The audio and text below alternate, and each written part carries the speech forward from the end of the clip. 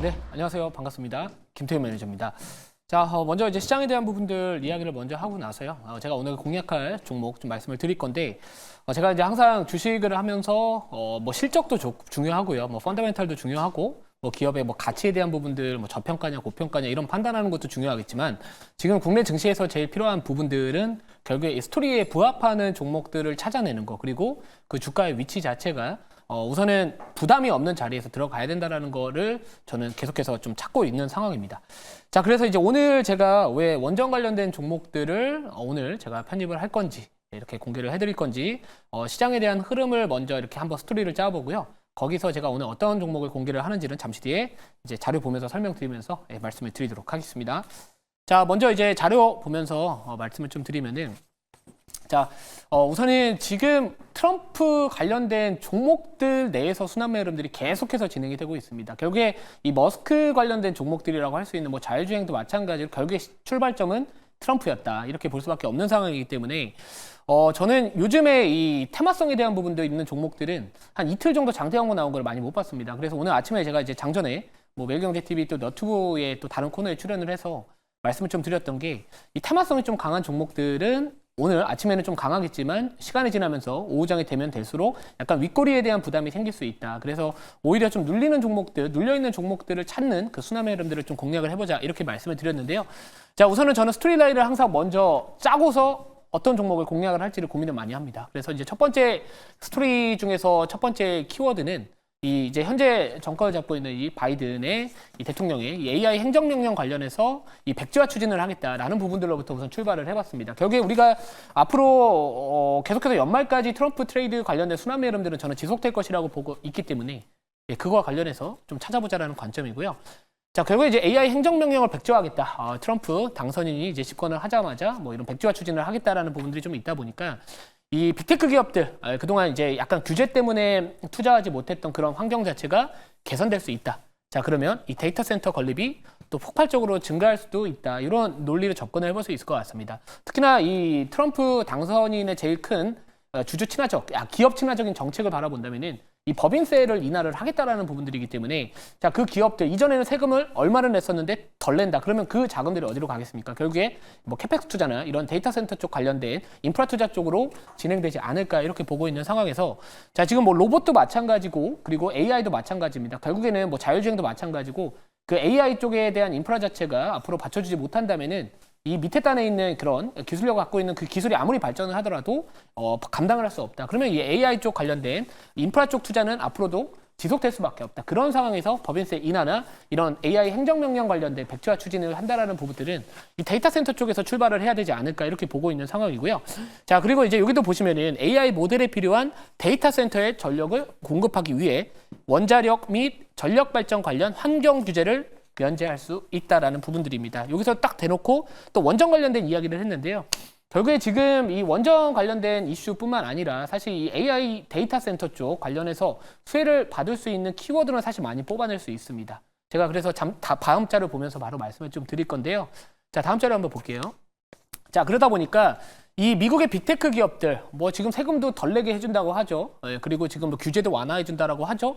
이런 상황이다 보니까 계속해서 이제 이 AI 인프라 쪽 관련된 투자를 확대할 가능성이 좀 높지 않을까 이렇게 보고 있습니다. 대선 전까지는 많은 기업들이 대통령이 누가 될지 모르기 때문에 그 투자에 대해서 어느 정도 약간 지연을 하거나 좀 이렇게 간보기를 할 수가 좀 있는 상황이었는데 이제는 대통령이 어떻게 보면 정해진 겁니다. 그러면 결국에 기업들은 다시 한번 내년도 캐펙스 투자에 대한 이런 계획을 짜고 추진을 할 수 있는데 트럼프 당선인이 됐기 때문에 기업의 친화적이다. 그러면 이 데이터 센터 쪽뿐만 아니라 이런 AI와 인프라 쪽과 관련된 투자를 앞으로 확대하지 않을까 이렇게 포인트를 잡아봤고요.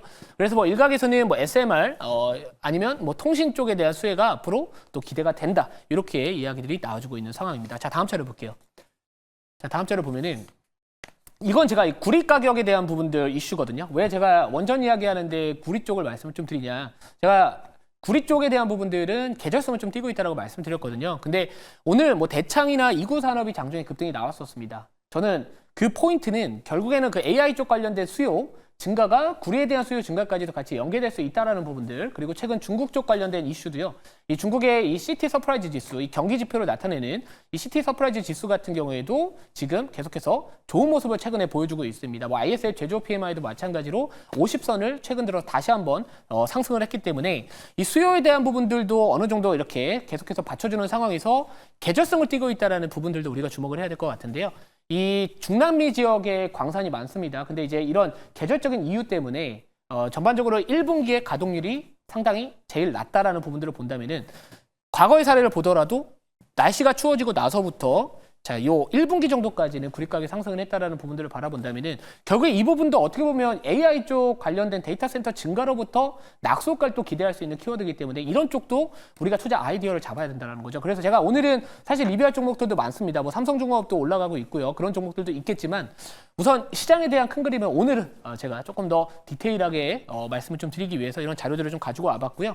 그래서 이 동 가격에 대한 전망 추이를 보시면은 지난 3분기를 저점으로 다시 4분기, 1분기, 내년 1분기, 2분기, 3분기, 4분기까지도 전체적인 구리 가격 상승에 대한 부분들 같이 좀 기대를 해보자 이렇게 좀 말씀을 드리도록 하겠습니다.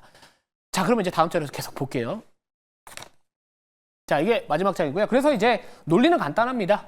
이 트럼프 관련된 이런 순환매 흐름을 공략을 해보자라고 봤었을 때는 우선 SMR 쪽, 그러니까 모든 원전주가 중요하겠지만 저는 이제 SMR 쪽 관련해서 최근에 좀 이슈 부각받으면서 주가는 아직까지 좀 큰 시세까지 나타나지 않았다. 그래서 이 종목을 한번 편입을 하도록 하겠습니다.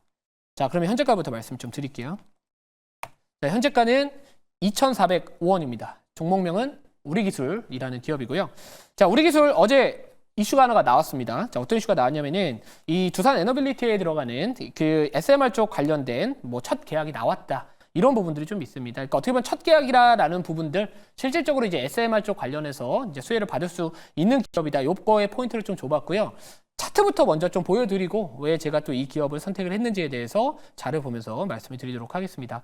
자, 우선 차트 자체는 어제 이렇게 급등이 나왔었고요. 네, 거래가 좀 실려 있습니다. 근데 이제 우선 주가 자체는 다른 이런 원전 관련된 종목들 뭐 BHI나 뭐 최근에 G2파워 흐름이 상당히 좋은 상황인데 사실 이 종목은 아직까지는 크게 시세가 나오지 않았다라고 판단을 하고 있고요. 또 기술적으로도 우선 이 저점 구간만 이탈하지 않으면은 또 나름대로 손절 짧게 잡을 수 있으면서 상단이 조금 더 열려 있지 않을까 이렇게 포인트를 잡고 있습니다.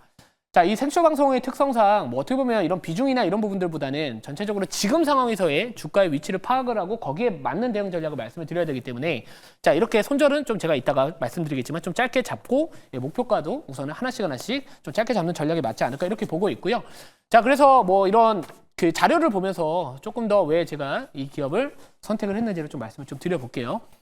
자, 우선은 요 이슈입니다. 저게 좀 캡처가 잘못돼가지고 제가 잘못했는데 우리기술 두산 에너빌리티와 SMR 관련 첫 계약이 나왔다라는 부분들이 있습니다. 자, 물론 뭐 규모 자체가 이번에 크지는 않습니다. 뭐 69억 정도의 비안전계통 뭐 DCS 이거는 이제 분산 제어 시스템이라고 보시면 될 것 같은데.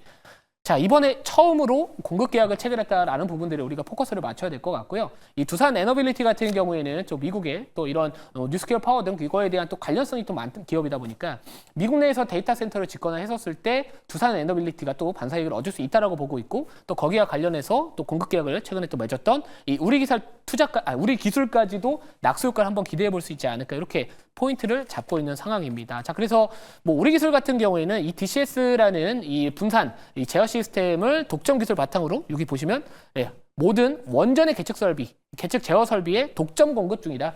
이런 부분들도 있다 보니까 뭐 지금 정도 자리라면은 뭐 지금 다른 원전주들 워낙 강하게 올라가고 있는 상황에서 신규로 조금 들어가기엔 부담스럽다라는 관점에서 바라봤었을 때는 이런 우리 기술도 한번 관심 있게 지켜보자 이렇게 좀 말씀을 드리도록 하겠습니다. 자, 가격 전략 좀 바로 말씀을 좀 드려보면은 우선 목표가는 2,560원 잡고요. 만약에 이제 전고점 부분까지 잡았거든요. 이 전고점 만약에 도달을 하면은 또 시장 흐름 상황 보면서 제가 더 볼지 이 부분은 이 자리를 통해서 리뷰를 도와드릴 거고 손절가는 2,100원 잡도록 하겠습니다. 자, 오늘 이제 공개 방송은 오후 4시에 너튜브 김태형 검색을 하시면은 제가 거기서 뭐 관련된 뭐 시장의 흐름과 그리고 최근에 제약바이오 섹터가 조정이 좀 강하게 나와주고는 있습니다. 하지만 저는 조정 시 매수 관점으로 생각을 하고 있는데 그 이유에 대해서 자세하게 말씀을 드릴 거고 기존에 있던 뭐 종목들이 있죠. 그거에 대한 부분들도 자세하게 리뷰를 도와드릴 테니까 자, 오늘 오후 4시에 공개 방송에서 많은 내용들 풀어드리도록 하겠습니다. 감사합니다.